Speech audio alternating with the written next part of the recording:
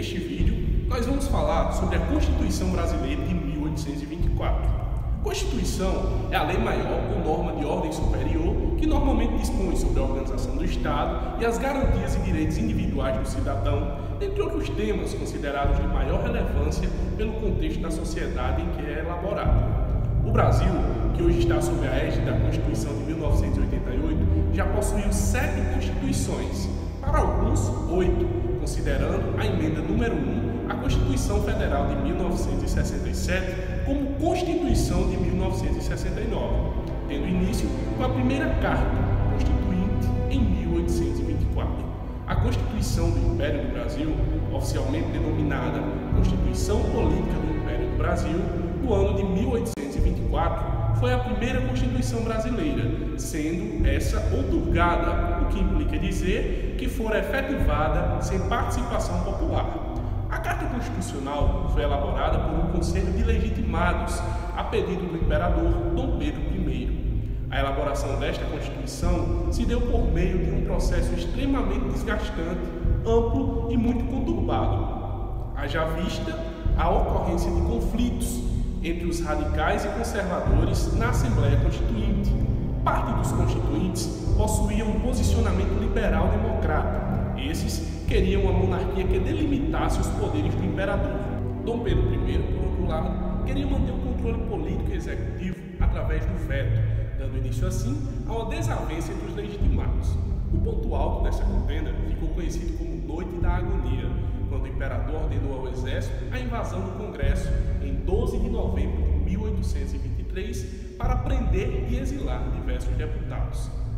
Esquecido este evento, o monarca reuniu 10 cidadãos de sua inteira confiança, pertencentes ao Partido Português, os quais, após algumas discussões a portas fechadas, redigiram a primeira Constituição do Brasil no dia 25 de março de 1824, sendo escrita pelo arquivista das Bibliotecas Reais, o senhor Luiz Joaquim dos Santos Marrocos, sendo esta a Carta Constitucional Brasileira de vigência mais longa até os dias de hoje, vigorando por 65 anos. A doutrina majoritária entende que a Constituição de 1824 não possui um preâmbulo.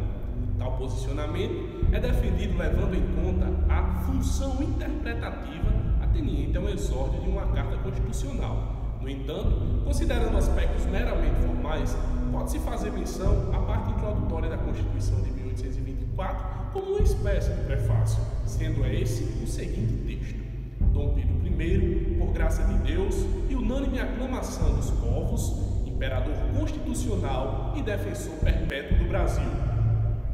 Fazemos saber a todos os nossos que tendo nos requeridos ao povo deste império, juntos em câmara, que nós, quanto antes, jurássemos e fizéssemos jurar o projeto de Constituição, que havíamos oferecido as suas observações, para serem depois presentes à nova Assembleia Constituinte, mostrando o grande desejo que tinham de que ele observasse já como Constituição do Império, por lhes merecer a mais plena aprovação e dele esperarem a sua individual e geral felicidade política.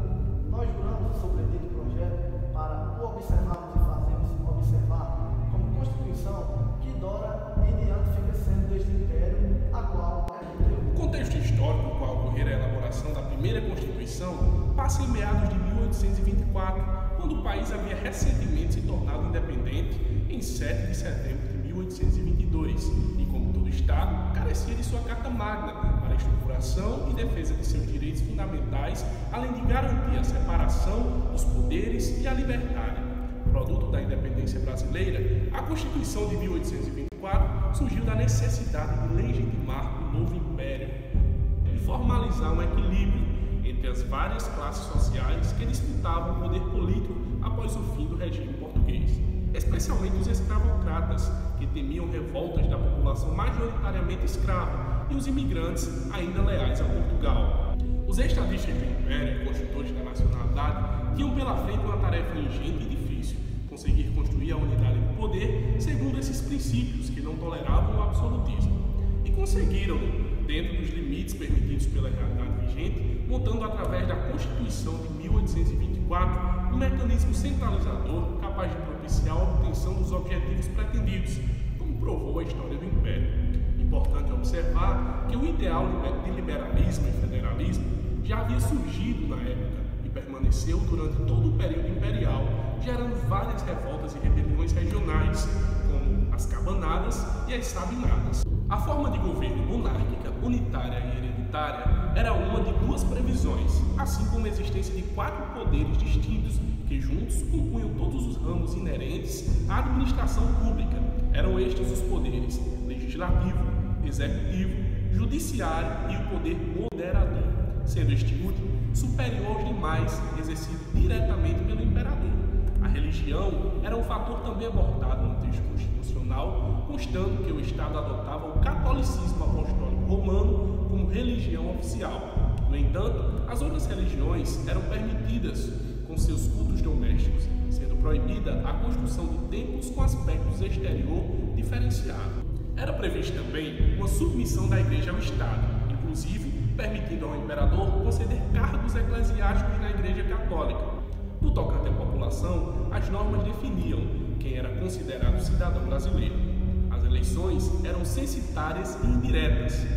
Foi uma das primeiras constituições do mundo a trazer em seu texto um rol de direitos e garantias individuais. Em relação ao imperador, esse era inimputável. Não respondia juridicamente por seus atos e, por meio do poder moderador, ele nomeava os membros vitalícios do Conselho do Estado, entre outras demais nomeações a serem feitas por seu encargo. Como primeira Constituição a ser elaborada no Brasil, é totalmente previsível e entendível que tenha sido esta alvo de críticas, haja vista a sua impossibilidade de atender com eficiência todos os aspectos sociais de forma perfeita, levando em consideração também a vigência do contexto histórico que ocorrera.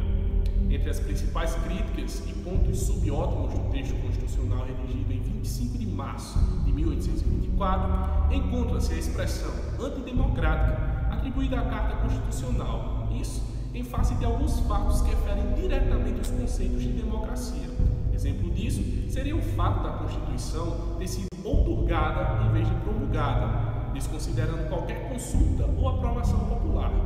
Nossa primeira Constituição fica assim marcada pela arbitrariedade imposta verticalmente para atender os interesses do partido português, que desde o início do processo de independência política parecia destinado ao desaparecimento. Exatamente no momento em que o processo constitucional parecia favorecer a elite rural, surgiu o golpe imperial, com a dissolução da Constituinte e, consequentemente, outorga da Constituição. Esse golpe impedia que o controle do Estado fosse feito pela aristocracia rural, que somente em 1831 restabeleceu-se na liderança da nação, levando Dom Pedro I a abdicar. Outro fator concomitante que contribui para o desdém da sociedade foram as censuras e exílios legitimados pelo imperador em relação a envolvidos no contexto que entornava a elaboração da Constituição. Ainda são atribuídos termos como xenofobia ao texto da Carta Constitucional, tratando de uma imparcialidade no tratamento para com as pessoas em função de suas diferenciações geográficas.